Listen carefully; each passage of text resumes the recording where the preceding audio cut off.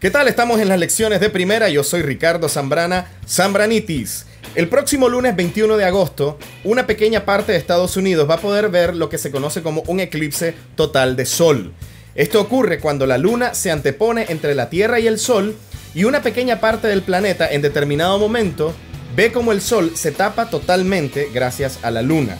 La diferencia con otro tipo de eclipses de sol es que este es total, o sea, la luna lo va a cubrir completamente. Hay ocasiones en las que cubre una parte del sol, esto se le conoce como un eclipse parcial, y está también lo que se le conoce como el eclipse anular, en el que la luna, aunque se pone totalmente entre la Tierra y el Sol, no lo puede cubrir completamente. Esto es porque la luna no siempre está a la misma distancia de la Tierra. Entonces, a veces cuando está cerca de la Tierra se ve grande y a veces cuando está lejos de la Tierra se ve pequeña. Cuando está lejos y se antepone con el Sol es lo que se le conoce como el eclipse anular. Entonces, en vez de cubrirlo, se pone en el centro y lo que queda alrededor de la luna es como un anillo de fuego, y de hecho la gente así lo conoce comúnmente, como el anillo de fuego en el caso de los eclipses anulares. El de este año va a ser total. Mucha gente se pregunta sobre esa extraña coincidencia. Si la luna es tan pequeña en proporción al sol, ¿cómo es posible que nosotros lo veamos del mismo tamaño en el cielo, hasta el punto en el que uno puede cubrir al otro? La respuesta es muy sencilla. La luna es 400 veces más pequeña que el sol. Sin embargo, da la casualidad que la luna está a 400 veces la distancia del sol que la que tiene con la Tierra. Y esto hace que su tamaño sea muy pero muy similar al del sol en el cielo. La palabra eclipse significa cualquier objeto que oculte a otro. Muchas veces la luna ha ocultado estrellas. Un caso famoso este año fue cuando ocultó a la estrella Aldebarán, una de las más brillantes en el cielo. Esto también fue un eclipse. Y también sucede cuando la Tierra misma se antepone entre el sol y la luna y por esto la tapa. Y ahí es cuando nosotros vemos a la luna completamente oscura o rojiza.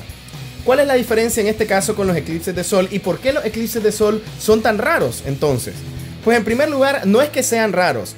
De hecho, al año hay entre 2 a 7 eclipses entre solares y lunares, pero en el caso de los solares no ocurren en el mismo lugar. ¿Pero por qué? Por la misma naturaleza con la que viaja la luz, el sol, a la hora de ser tapado por la luna, ejerce una pequeña sombra apenas en una pequeña región de la Tierra. La parte más oscura de esta sombra se le llama umbra, que es el lugar a donde la gente puede ver al sol siendo completamente tapado. Lo que está alrededor es la penumbra, que sería como los restos de la sombra, cómo se va difuminando alrededor de la umbra. En cambio, cuando la luna se pone al otro lado y la Tierra la tapa completamente, entonces cualquier persona en el mundo que pueda ver la luna en ese momento, la va a ver oscura. Por eso es que los eclipses totales de sol son tan raros, porque suceden con muy poca frecuencia, pero además cuando suceden solo pueden ser visibles en un pequeño sector de la Tierra. De hecho, en una franja de aproximadamente de 100 a 200 kilómetros, y esa es apenas la cantidad de gente en esa parte de la Tierra que lo va a poder ver cubierto completamente. Los demás lo van a ver parcialmente cubierto. En el caso del eclipse de este 21 de agosto, por lo menos para los nicaragüenses, vamos a poder ver cómo la luna cubre de un 35 a un 40% del sol. Eso quiere decir que para nosotros va a ser un eclipse parcial. Pero en esa pequeña franja que estamos viendo nosotros en la animación, en Estados Unidos va a ser visto total. La luna va a cubrir totalmente al sol. Aquí no va a haber anillo de fuego, la luna lo va a tapar. Eso es lo divertido y eso es lo bonito. ¿Por qué es importante saber de los eclipses solares sobre todo? Porque a lo largo de la historia ha habido tantas, pero tantas creencias con respecto a los eclipses que es importante saber cómo la ciencia ha podido venir a desmitificarlas. Un ejemplo era cuando se creía que el sol era una especie de dios, un dios con conciencia que tomaba decisiones y un dios que quitaba o que daba la vida. Entonces, ¿qué hacía la gente en aquel entonces en muchas civilizaciones cuando veía que de pronto el sol de la nada se empezaba a ocultar? La gente lo que creía era que el dios lo estaba abandonando, la gente creía que había que hacer sacrificios, la gente creía que el sol iba a quedar tapado para siempre. Es la fecha y en algunas partes del mundo todavía hay pequeños grupos de personas que lo que hacen todavía es gritarle al sol a la hora de un eclipse, exigiéndole o rogándole para que vuelva. Otra cosa interesante es que en algunas civilizaciones habían personas que por conocimiento, por observación, ya conocían de los eclipses y el resto del pueblo no. Estas personas, a través de cálculos, ya podían predecir cuándo iba a ser el próximo eclipse. Entonces, ¿qué le decían a la gente? Yo predigo que de aquí a tal día, en tal hora, el sol se va a ocultar. Y la gente, al ver que ese día, a esa hora, el sol se ocultaba, ¿qué era lo que pensaban de esta otra persona? Que tenía superpoderes, que era una persona fuera de este mundo, que tenía poderes sobrenaturales.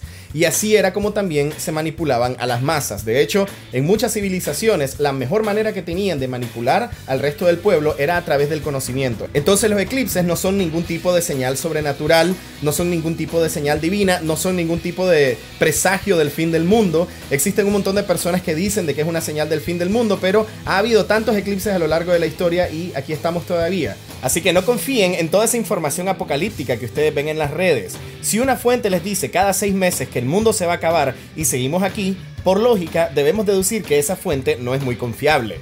A fin de cuentas, la única razón por la que el mundo podría acabar es si nosotros mismos provocamos que se acaben, nosotros mismos nos hagamos daño unos con otros. Ese es el verdadero mal que tenemos en el mundo, no el sol siendo tapado por la luna.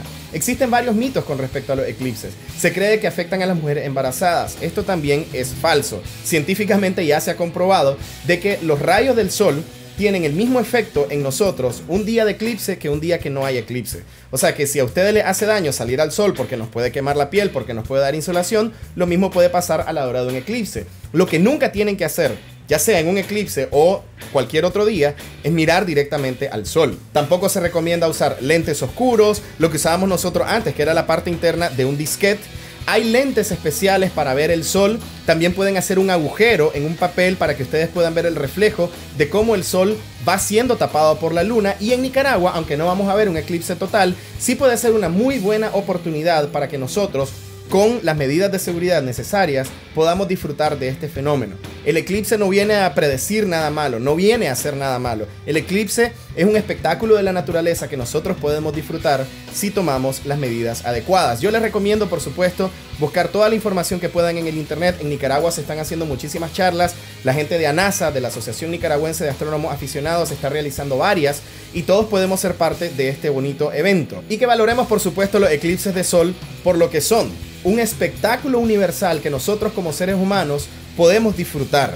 Por supuesto, dejando todas las supersticiones detrás y basándonos en lo científico, que es, afortunadamente, lo que nos ha hecho explicarnos por qué suceden estos fenómenos, cada cuánto suceden y qué valor en la naturaleza tienen. Nos vemos en la próxima lección de primera.